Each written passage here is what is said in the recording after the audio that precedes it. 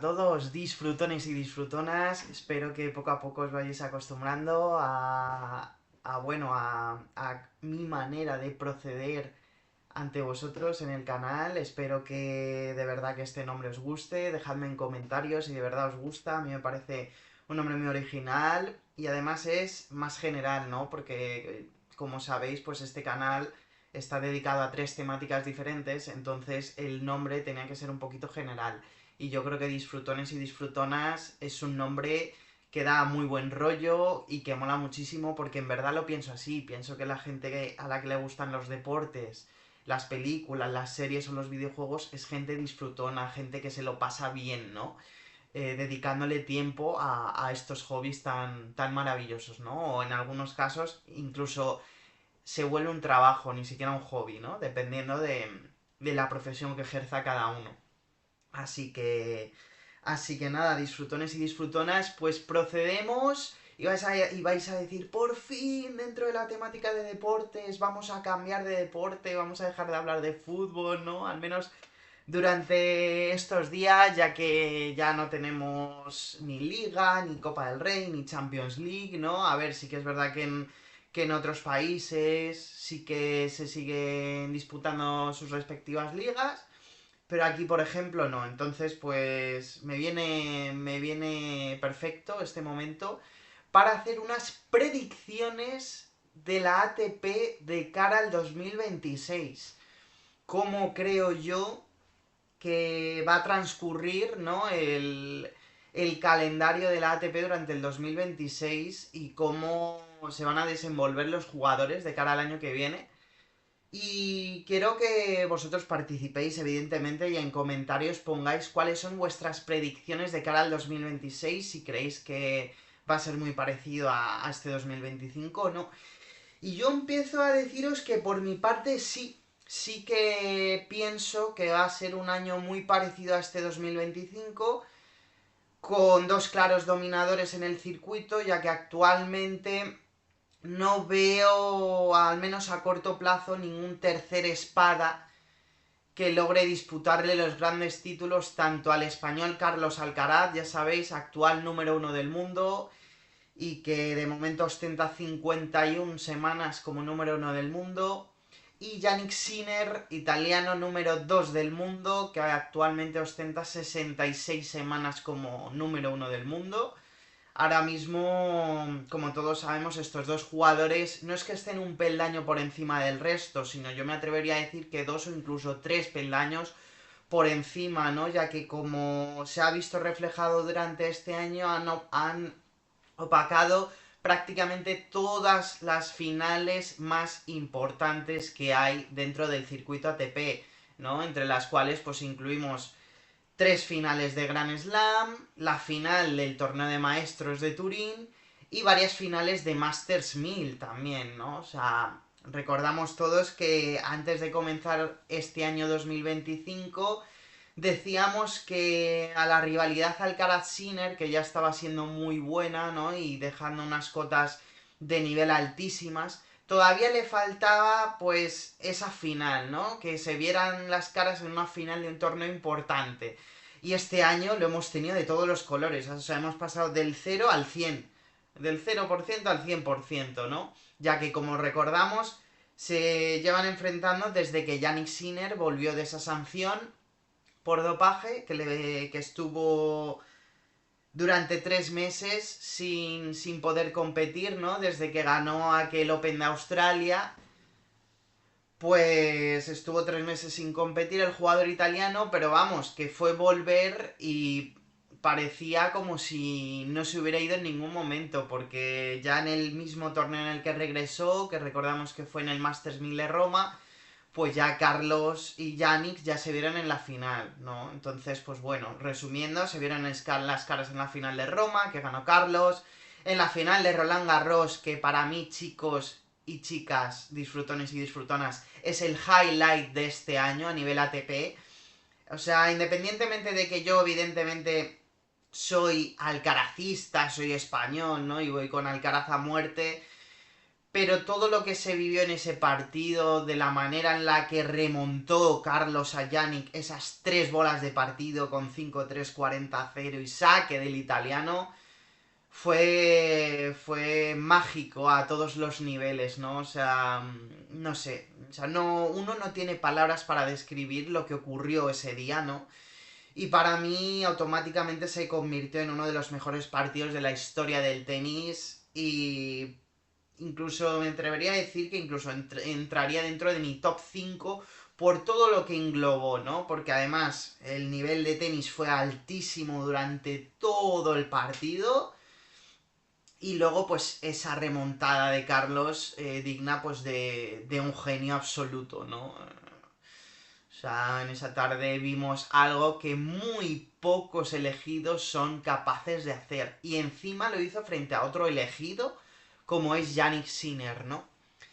Entonces, pues recapitulando, final de Roma la ganó Carlitos, final de Roland Garros la ganó Carlitos, final de Wimbledon en este caso la gana Yannick Sinner, ¿no? Intercambiando los papeles completamente, remontando ese partido que lo empieza ganando Carlos por 6-4.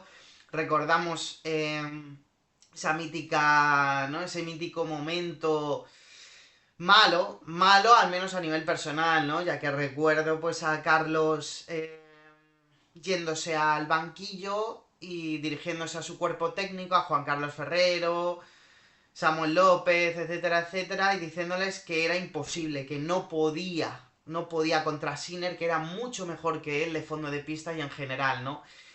Y desde ese momento ya pues vimos que la actitud de Carlos decayó y al final pues efectivamente el partido se lo acabó llevando Yannick con todo el mérito del mundo, ¿no?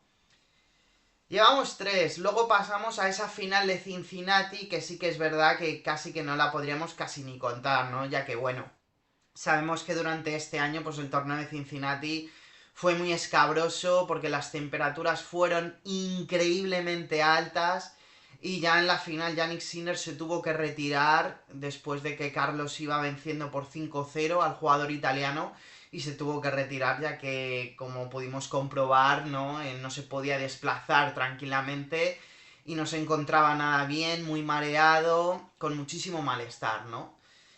Carlos, al estar habituado, evidentemente, a jugar en Murcia, al clima de España, ¿no? Que es muy caluroso, pues fue el jugador que mejor se adaptó a esas condiciones. Luego tuvimos la mítica también final del US Open, en la que los dos se jugaban el número 1 del mundo, ¿no?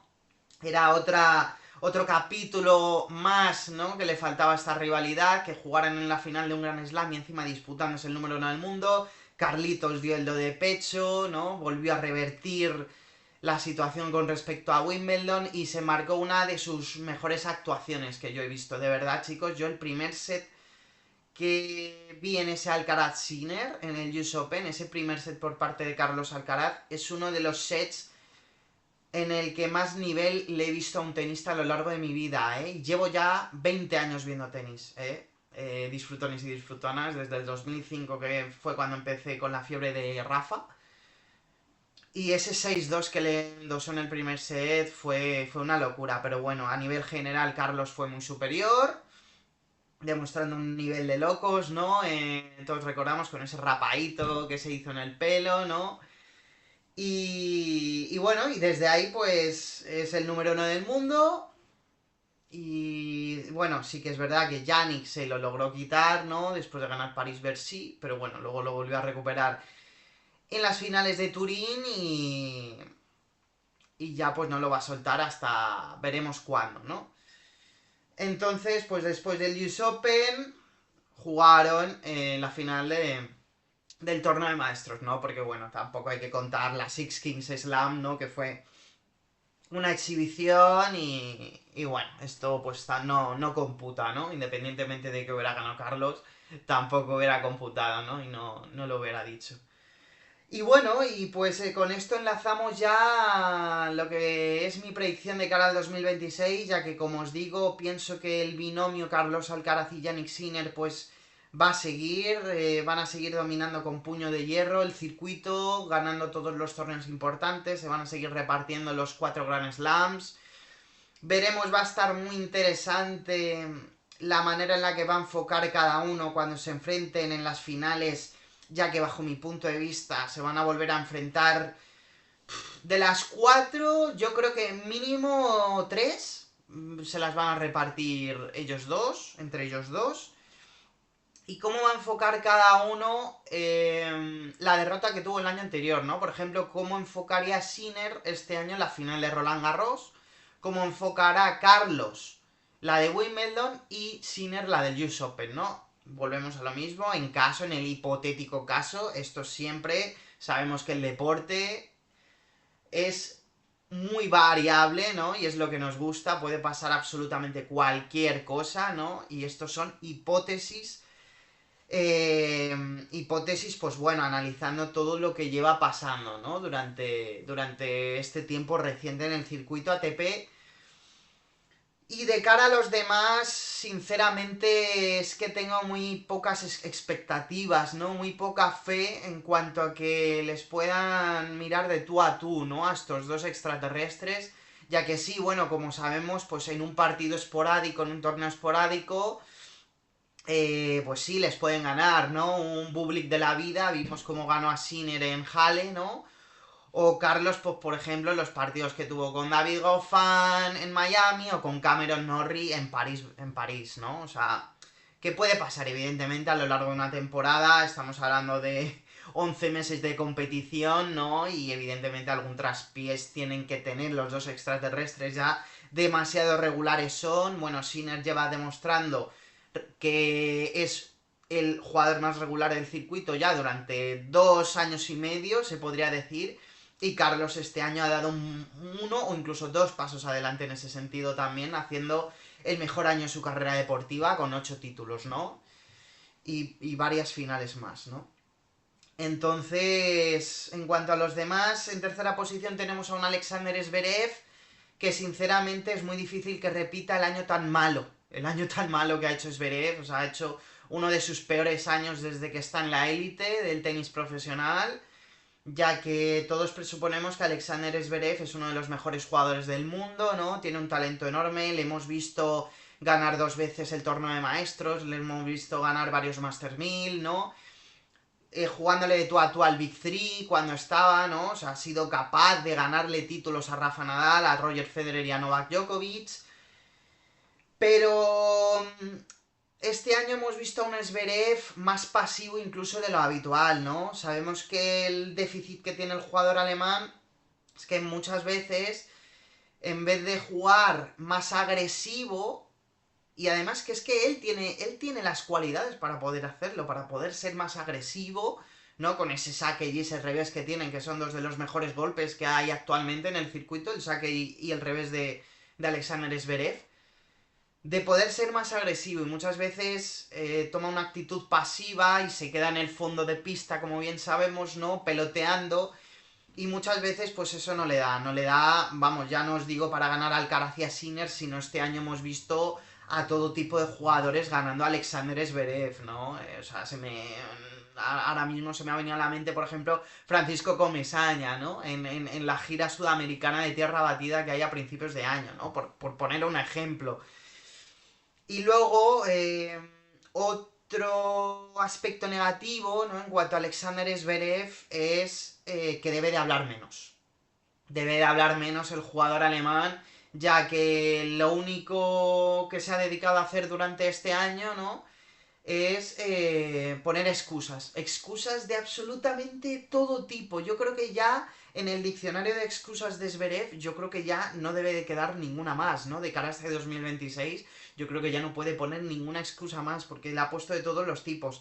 Que si las pistas las han hecho más lentas para que ganen Alcaraz y Sinner, cuando, vamos a ver, se juegan 3 superficies diferentes y en las 3 superficies diferentes Alcaraz y Sinner han llegado a las finales y han ganado los títulos. Y muchas de esas superficies son favorables a Alexander Zverev y aún así no ha hecho buenas actuaciones el jugador alemán. Entonces, no sé por qué habla tanto. No sé por qué habla tanto. Luego también se ha quejado incluso de propios rivales. Recordamos, por ejemplo, con Lorenzo Musetti. Lorenzo Musetti le ganó y Zverev lo único que supo decir es que el juego de Musetti pues no era bueno, no era para nada bueno y eso pues también le hacía jugar al peor, ¿no?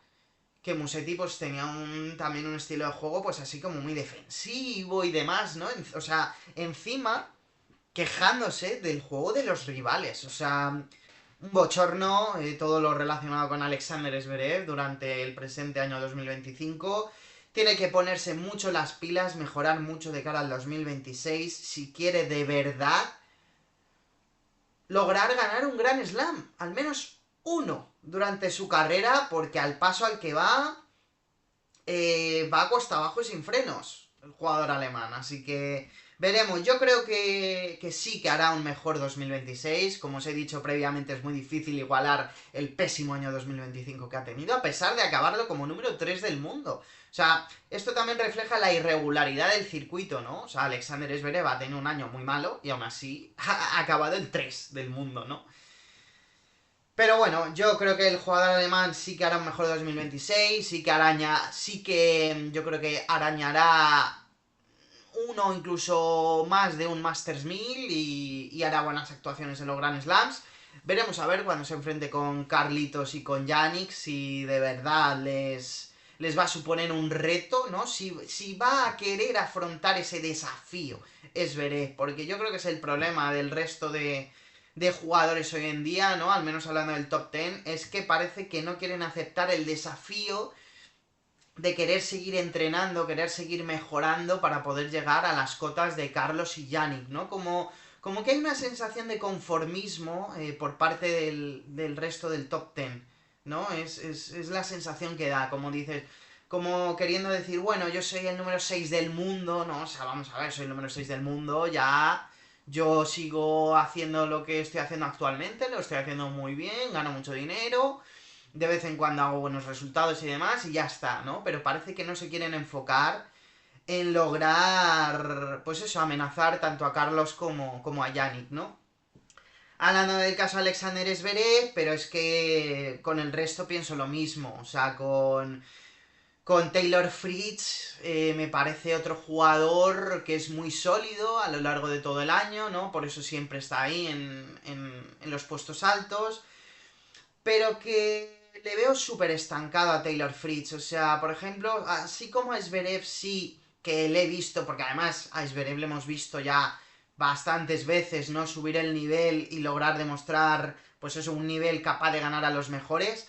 A Taylor Fritz sí que le veo como, no sé, como que no puede ya mejorar su juego, no sé, como que le ve muy estancado, o sea, tiene un juego base muy bueno, ¿no? Es muy bueno de fondo de pista, ¿no? Tiene un buen revés, buena derecha, uno de los mejores saques del circuito. Mejoró también en cuanto al tema de la movilidad, ¿no? La movilidad de pies para desplazarse y demás. Pero aún así a Taylor Fritz, sí, no sé, como que me cuesta verlo dando un pasito más todavía, como que le veo ya en el límite de límites, ¿no? Pero bueno, como he dicho previamente, lo que tienen que hacer es callarme la boca a mí, callarnos la boca a todos, ¿no? El resto de jugadores y de verdad dar ese plus, ¿no? Para poder disputar los grandes torneos, ¿no? Porque bueno, Taylor Fritz sabemos que durante el año te va a ganar varios títulos, ¿no? Pero vamos, la gran mayoría, bueno, por no decir todos los títulos que te va a ganar son 250, 500, ¿no? Entonces, pues bueno, veremos a ver también el bueno de Taylor, que es lo que hace durante el 2026. Pero yo pronostico que va a tener un 2026 parecido a este 2025. Veremos a ver si el bueno de Taylor cambia un poquito. En cuanto a Félix Auger-Aliassime, pues bueno, actualmente está el número 5, ¿no? Con esa subida meteórica que tuvo a final de año, ¿no? Haciendo unas actuaciones absolutamente increíbles en los torneos indoor, ¿no? Así como en el US Open, que también llegó a la semifinal. Y sinceramente, y pues eso, en cuanto a Félix Auger-Aliassime, yo sinceramente sí que espero que va a tener un mejor año 2026 respecto al 2025. Vamos, el resumen, que va a seguir con la buena dinámica con la que terminó el 2025 y creo que va a tener un año mucho más completo, haciendo muy buenas actuaciones en muchos más torneos, ¿no? porque también tiene mucho potencial. O sea, Félix Auger-Aliassime yo también le veo uno de los jugadores con más potencial del circuito. Y se ve, ¿no? Porque también es un jugador muy completo, que sí que es verdad que el revés puede ser su punto débil. Pero es uno de los jugadores más rápidos, más atléticos, ¿no? Con más potencia también en sus golpes, es joven. Y es un jugador que si tiene confianza, sí que es un merecedor top 10 sin ningún tipo de dudas, el jugador canadiense. Además, ya sabemos, también es muy metódico, muy ordenado, ¿no? Y siempre está concentrado. Así que bueno, por mi parte, en cuanto a Félix Auger-Aliassime, yo creo que sí que va a haber un plus en este 2026 de cara al 2025. Y ojo, porque si actualmente está número 5 del mundo, ojito con Félix Auger-Aliassime, porque de cara al 2026, tranquilamente, si se marca un pedazo de año, puede acabar entre los 3 primeros sin ningún tipo de dudas, ¿no? Bueno, número 3, porque bajo mi modo de ver, los 2 primeros puestos son inaccesibles a día de hoy. Pero de cara al tercer puesto, oye, pues puede tener muchas posibilidades. Luego, al serbio le vamos a dejar para el final del vídeo. Vamos a seguir con el top 10 actual, ¿no? Bueno, de cara a Alex de Minaur, pues bueno, yo creo que el 2026 va a ser muy similar al 2025. Hemos visto también una mejora increíble por parte de Alex de Minaur en cuanto a su juego, ¿no? Siendo más agresivo, que era lo que se le pedía al jugador australiano, porque siempre es un jugador muy aguerrido, muy luchador, también de los más rápidos del circuito, ¿no? Pero le faltaba ese plus de agresividad para poderle disputar más los partidos a los jugadores del top 10. Y este año ha dado ese salto, se le ha visto totalmente, ¿no? Que le ha dedicado mucho tiempo, mucho esfuerzo en poder modificar algunas partes de su juego. Y efectivamente, y esa evolución pues se ha visto reflejada en que actualmente está en número 7 del mundo, Alex de Minaur, y haciendo muy buenas actuaciones también a lo largo del año. Sí que es verdad que todavía le falta ese plus, pero a nivel mental, ¿no? Si ha dado ese plus a nivel tenístico, todavía de Miñaur le falta un plus a nivel mental de creérselo de verdad. Pero de verdad, de cara a... A ver, es que en cuanto a Alcaraz y Yannick es muy difícil, en cuanto a Alcaraz y Sinner, hablar de ellos, porque es que ninguno lo consigue. No es que no lo consiga de Miñaur, es que no lo consigue ninguno, ¿no? El poder derrotarles, ¿no? Pero muchas veces sí que es verdad que Ademiñaur tiene partidos que los podría ganar perfectamente, que los tiene de cara y al final los acaba perdiendo, sobre todo en las instancias finales de los torneos, porque como que le cuesta creérselo un poquito más al bueno de Alex. En ese paso también ha dado... Nada, en ese paso no. En ese sentido también ha dado pasos hacia adelante durante este año, ¿no? Porque recordamos que sí que le ha disputado buenos partidos a Alcaraz y a Sinner, incluso llevándoles al tercer set. O mismamente en este torneo de maestros de Turín, ¿no? Llegando a la semifinal, cargándose a Fritz, por ejemplo, me acuerdo en un partidazo. Sinceramente, yo creo que Alex de Minaur es otro jugador, ¿no? Como me pasa con Fritz, veo muy difícil que progrese incluso más de lo que ya ha progresado. Se me hace difícil. Pero bueno, yo creo que va a hacer un buen año, Alex. Y veremos hasta dónde llega su tenis y si nos puede sorprender, ¿no? En algún apartado. Luego, pues bueno, tenemos también al bueno de Lolo, ¿no? Lorenzo Musetti, que también ha hecho el mejor año de su carrera, estableciéndose en el top 10, haciendo una gira de tierra batida absolutamente maravillosa. Si no llega a ser por Carlos Alcaraz, pues seguramente que Musetti incluso ya tendría algún Masters 1000 en sus vitrinas, como Monte Carlo, ¿no? Que jugó la final contra Carlos. Y luego, bueno, te marcó semis en Madrid, semis en Roland Garros, o sea, una gira de tierra batida absolutamente increíble por parte de Musetti. Sabemos que es su mejor superficie. Y claro, y si encima pues mejora en todas y cada una de las facetas de su juego, pues en su superficie favorita como es la tierra batida, pues se iba a ver incluso todavía más reflejado, ¿no? Pero es que luego vemos que también la parte final del año ha sido muy buena. Sí que tuvo algún momento durante la temporada falta de confianza, ¿no? En la segunda parte de la temporada. Pero bueno, le acaba dado también con muchísima confianza ese partido de 3 horas en la final de Atenas contra Novak Djokovic, en la que los dos jugaron a un nivel estratosférico, la verdad. Musetti se dejó la vida para poder ganar el torneo y entrar en la Copa de Maestros, ¿no? Luego ya sabemos que encima el propio Djokovic le dio ese, ¿no? Le dio ese... Vamos, le hizo ese favor a Musetti, ¿no? Ya que a pesar de ganarle la final de Atenas, pues el jugador serbio no disputó el torneo de maestros y debido a eso, pues Musetti entró, ¿no? Lo que pasa que, bueno, sabemos que llegó fundido, el primer partido con Fritz le costó bastante, pero bueno, luego consiguió ganar a De Minaur, también en otra maratón espectacular, y luego ya contra Carlos, pues evidentemente no tuvo chance, ¿no? Pero sinceramente pienso que incluso Musetti puede mejorar incluso un poquito más en este año 2026 en comparación con el 2025. Creo que todavía tiene un poquito más de margen de mejora en las pistas rápidas. Porque también le falta también ser un poquito más agresivo a Musetti. Sí que es verdad que a veces se pone muy a la defensiva, ¿no? Y al tener ese revés a una mano, que por otro lado me parece uno de los golpes más bonitos que hay, o sea, el revés a una mano es de los golpes más bonitos que existen en el tenis, y cada vez, por desgracia, se va perdiendo más, y sobre todo en los jugadores del top, ya que como sabemos, pues actualmente se imprime mucha más potencia, mucha más velocidad a los golpes, ¿no? Todo esto con ayuda de los nuevos modelos de raquetas, ¿no? Que han ido saliendo últimamente, con las pelotas, etcétera, y cada vez hay menos jugadores a una mano, y Musetti es una fiel representación de ellos, y es una maravilla verle golpear a ese revés a una mano, que encima tiene un guante y tiene una capacidad para hacer passings con ese revés a una mano gloriosa.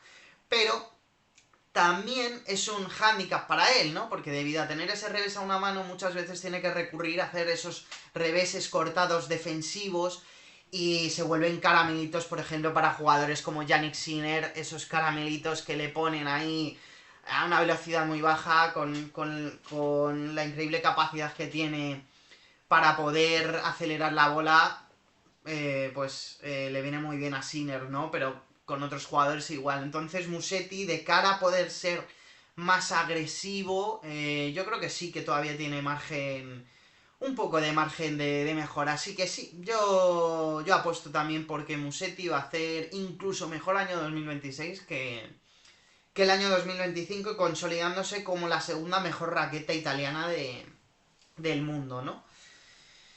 Y luego, pues bueno, teníamos un caso muy impredecible como es el de Jack Draper, ¿no? Ya que también podríamos decir que ha sido el mejor año en la carrera de Jack Draper.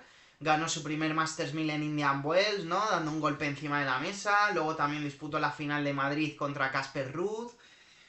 Pero, ¿cuál es el problema con Draper? Que es un jugador muy propenso a las lesiones. Demasiado propenso a las lesiones es Jack Draper. Es muy vulnerable y bueno, hemos visto cómo ha desaparecido totalmente en la segunda mitad de la temporada debido a las lesiones. Venía demostrando un nivel de los mejores. Jack Draper estaba siendo, de hecho, incluso durante el Masters de Madrid, incluso se decía que podría ser en ese momento el jugador que mejor estaba jugando en el mundo, porque era cuando Sinner todavía no había vuelto del parón, del parón por sanción, y Carlos no estuvo en Madrid. Entonces en ese momento sí que es verdad que incluso parecía que Draper era el mejor jugador del mundo. O sea, llegó un momento, aunque luego la final que se marcó Casper Ruud en Madrid fue antológica, ¿no? Pero sí que es verdad que evidentemente lo que tiene que mejorar Draper si quiere de verdad consolidarse de manera constante en el top 10 es mejorar a nivel físico una barbaridad. Porque luego encima te vienen los Grand Slams, que son partidos a 5 sets y demás, y eso a Draper le mata absolutamente, ¿no? Entonces, pues bueno, tiene el físico para ello. Si es que es un chaval joven también, ¿no? El jugador británico tiene muchísimo potencial también. Es uno de los jugadores que también le pegan más dura a la bola, sobre todo de derecha y de saque. También tiene un buen revés. Jugador zurdo, ¿no? Eso también es un plus que le puede dar al bueno de Jack Draper. Le imprime muchas revoluciones a la bola con su derecha. Y veremos, yo también apunto en positivo, yo confío en que Draper pueda lidiar mejor con las lesiones durante este 2026 y si el jugador británico es capaz de ser más regular a nivel físico, va a ser uno de los pocos que pueda mirarles de tú a tú al Alcaraz y a Sinner, en al menos en partidos esporádicos, pero varias veces sí que le veo potencial a Draper de poderles mirar de tú a tú, ¿no? A Alcaraz y a Sinner. Pero como digo, la clave es nivel físico. Si sigue exactamente igual, pues pronostico incluso una carrera corta por parte del jugador británico. Así que, bueno, va primero, es verdad chicos, se me olvidaba. Y, a ver, se me olvidaba porque es verdad que encima es un jugador que no me gusta, sinceramente, os lo tengo que decir. A mí Ben Shelton, pues es un jugador pues que no casa conmigo. Lo siento chicos, pero Ben Shelton es un jugador que no casa conmigo. No me gusta nada su estilo de juego, no me gusta nada su comportamiento, me parece demasiado histriónico en ocasiones. Muchas veces por cualquier punto se viene arriba, pero de manera exagerada, ¿no? Y luego su estilo de juego no me gusta, me parece demasiado... No sé, como que tiene un plan y ya está. Y como ese plan no salga, pues se acabó, ¿no? Pero también reconozco que también es el mejor año en la carrera de Ben Shelton, se ha logrado meter en el top 10, ha hecho buenas actuaciones, recordamos que le hizo un buen partido a Carlos Alcaraz en Roland Garros, llevándole al cuarto set, con Sinner también en algunas ocasiones le ha disputado partidos, pero le falta mucha regularidad a Ben Shelton, mucha constancia a lo largo de los partidos, es un jugador que que le cuesta mucho ser constante de fondo de pista, le cuesta muchísimo la movilidad de pies, le cuesta también un mundo, cuando le mueven mucho, acaba derrotadísimo Ben Shelton y él se apoya mucho pues en uno de los mejores saques del circuito, porque evidentemente tiene uno de los mejores saques del circuito y una de las mejores derechas del circuito también, el bueno de Ben Shelton, tiene mucha potencia, pero le falta mucha consistencia que sí se la veo al resto por ejemplo, del top 10. O incluso jugadores que no están en el top 10. Sinceramente les veo con más constancia que Shelton. Pero bueno, veremos a ver con qué nos sorprende, ¿no? El jugador estadounidense de cara al 2026, ya que tiene que mejorar bastantes cosas también, si quiere establecerse ahí, ¿no? Y ser cada vez más importante, porque bueno, por ejemplo, vimos en el torneo de maestros que perdió los 3 partidos. Y sí que es verdad que con Félix Auger-Aliassime fue un partidazo también y le tuvo para ganarle, Shelton. Pero bueno, veremos a ver con qué nos sorprende el bueno de Ben y si también a nivel actitud, ¿no? También cambia un poco porque eso le va a venir muy bien, el que esté más focalizado durante los partidos y sin tanto show, ¿no? Aunque forme parte de él, porque evidentemente cada jugador es como es, tiene la personalidad y el carácter que tiene, pero que reserve sus energías, ¿no? Para los puntos, para disputar los puntos, ¿no? Que no la gaste tanto haciendo tantas excentricidades. Así que nada, ya sí que sí vamos a pasar a hablar vamos a ver, del serbio, de nuestro queridísimo Novak Djokovic. ¿Qué decir de Novak Djokovic? Pues bueno, nos ha sorprendido a todos, ¿no? En este 2025, ya que, bueno, yo era de los que pensaba que iba a cuesta abajo y sin frenos el jugador serbio, y que de aquí a 1 o 2 años pues ya se iba a retirar sin ningún tipo de duda, ya que bueno, pues estaba ya realizando actuaciones cada vez más pobres, perdiendo con casi cualquiera, ¿no? En los Master 1000 o en otro tipo de torneos. Pero hay que reconocer que en los Grand Slams se ha salido el jugador serbio, es su territorio, es el que más experiencia tiene de todos, está en su salsa totalmente en los Grand Slams Novak Djokovic, y a pesar de sus 38 años sigue teniendo una resistencia y un coraje absolutamente anormales, ¿no? En plan, de otra dimensión, ¿no? Absolutamente. Y ha sido capaz de llegar a las 4 semifinales de los 4 Grand Slams, ¿no? Algo que habla muy bien el jugador serbio. Y solamente, pues bueno, ha perdido esas semifinales con los dos extraterrestres. Y bueno, con Alexander Zverev en la del Open de Australia, pero recordamos que fue debido a que el jugador serbio se tuvo que retirar después de perder por 7-6 el primer set. Se retiró Djokovic con Zverev. Si no, no sabemos qué hubiera pasado si hubiera sido capaz de remontarle, porque luego pudimos comprobar que se enfrentaron en Roland Garros y pasó una situación similar. En plan, Zverev le ganó el primer set, pero luego Djokovic le pudo remontar a Zverev en cuartos de final de Roland Garros. O sea que nunca sabremos qué hubiera pasado en esa semifinal del Open de Australia si el jugador serbio no se hubiera retirado. Pero bueno, luego ya en Roland Garros perdió con Sinner en 3 disputadísimos sets. La verdad fue en 3 sets, pero fue un partidazo increíble. Luego otra vez volvió a perder con Sinner en la de Wimbledon. Ahí sí que se vio más la diferencia entre los dos jugadores. Y también tuvo mucho que ver que Djokovic ya físicamente llegaba muy fundido a esa semifinal. Y evidentemente para poder jugar con Sinner tienes que estar a tu 100% para poder tener opciones de disputarle, ¿no? Los puntos, básicamente. No de ganarle, ¿no? Pero de poderle disputar los puntos. Y luego en el US Open perdió también en 3 sets con Carlitos. También le disputó muy bien los 2 primeros sets. Pero luego ya en el tercero Alcaraz le pasó por encima absolutamente a nivel físico y a nivel tenístico, ¿no? Entonces, pues bueno, luego pues también recordamos que ha logrado el increíble hito de conseguir su título número 100 y 101 de su carrera, quedando solo a 2 títulos de Roger Federer y si no recuerdo mal a 7 de Jimmy Connors, es que no, a 6, creo que Jimmy Connors tiene 108, o 108 o 109 tiene Jimmy Connors, me parece que son 108. Entonces está a 7 títulos del máximo ganador de la historia del tenis, que es Jimmy Connors, con 108 títulos. Así que bueno, es una motivación que puede tener Novak Djokovic de cara al final de su carrera, de tener la posibilidad de poder llegar a Jimmy Connors, aunque se me antoja muy, muy, muy difícil, ya que yo creo que a nivel Grand Slam yo me mojo chicos, y yo pienso que Novak Djokovic ya no va a ganar ningún Grand Slam, ya en lo que queda de su carrera. Teniendo a Alcaraz y a Sinner me parece absolutamente imposible. Si no hubieran estado los dos, seguramente que incluso este año hubiera ganado uno, dos o incluso 3 Grand Slams Novak Djokovic, o sea, pero sin ningún tipo de duda.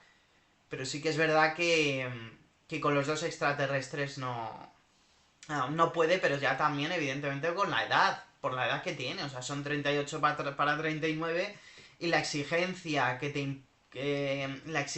imprimen estos dos jugadores y encima en Grand Slams, que tienes que estar 4 o 5 horas al 100% para poder tener opciones de ganarles, se me antoja prácticamente imposible. Que a 3 sets sí que siga teniendo opciones de poderles ganar, yo creo que sí, yo creo que Djokovic va a estar con una motivación suficiente como para poder mirar de tú a tú al Alcaraz y a Sinner, pero por ejemplo, en Masters 1000, o sí, torneos así, pero en Grand Slams lo veo muy, muy, muy, muy complicado. Así que bueno, yo creo que el 2026 de Novak Djokovic va a ser muy parecido al 2025. Mmm, con actuaciones muy buenas en Grand Slams. Y también tiene ese factor de respeto, ¿no? Con respecto a todos los demás que no son Alcaraz y Sinner, ya que le siguen respetando muchísimo. Y eso le hace también pues seguir ganando al 99% del circuito, como bien estoy diciendo, ¿no? Así que bueno, veremos a ver qué nos ofrece el 2026 de Novak Djokovic y si es un claro signo de que su retirada está más cerca o que todavía puede durar algunos añitos más, ¿no? Y seguir compitiendo al más alto nivel. Así que bueno, chicos, hasta aquí mis predicciones de cara al ATP 2026. Voy a dejar el vídeo. Venga, dando mi pronóstico de los Grand Slams de cara al año que viene. Venga, lo digo así. Y pienso que el Open de Australia lo va a ganar Carlos Alcaraz por fin va a ganar el último Grand Slam que le falta, convirtiéndose en el jugador más joven de la historia en ganar los 4 Grand Slams. Pienso que Roland Garros también lo va a volver a ganar Carlos. Wimbledon creo que va a repetir título Jannik Sinner, sinceramente. Y en el US Open estoy dudando más. Estoy dudando mucho más. No sé si jugármela y poner un tercer espada, pero es que de verdad, gente, me cuesta muchísimo poner a alguien que no sea ninguno de estos dos jugadores. Es que ahora mismo están muy por encima del resto y también se refleja en la clasificación. En los puntos de la clasificación general. O sea, le sacan más Alcaraz y Sinner a Zverev que lo que le saca Zverev a, pues no sé, al 100 del mundo. O sea, es que es una locura. Entonces, el US Open me la voy a jugar con Alcaraz otra vez. Así que mi pronóstico es que Alcaraz va a ganar 3 Grand Slams y Sinner 1. Durante este año 2026 van a seguir siendo los dos mejores jugadores del mundo. Y se van a repartir también los Master 1000. Y bueno, y el torneo de maestros me la juego y digo que lo va a ganar Alcaraz también. Y lo siento mucho que me digáis que soy un fanboy, pero bueno, es lo que siento, es lo que pienso. Y veremos a ver qué es lo que ocurre. Así que nada, dejadme en comentarios todo lo que pensáis sobre el calendario ATP del 2026, sobre la temporada que está por venir. Va a ser absolutamente apasionante, a ver si de verdad el resto de jugadores se cree que puede ganar torneos importantes, que les pueda disputar más los títulos a los dos gigantes. Y dejadme también vuestros pronósticos. Dejadme vuestros pronósticos de los 4, al menos de los 4 Grand Slams y del torneo de maestros. ¿De acuerdo? Así que nada, seguid pasando unas increíbles fiestas. Espero que las estéis gozando como los que más. ¿De acuerdo? Así que nada, un abrazo a todos y a cuidarse. Nos vemos.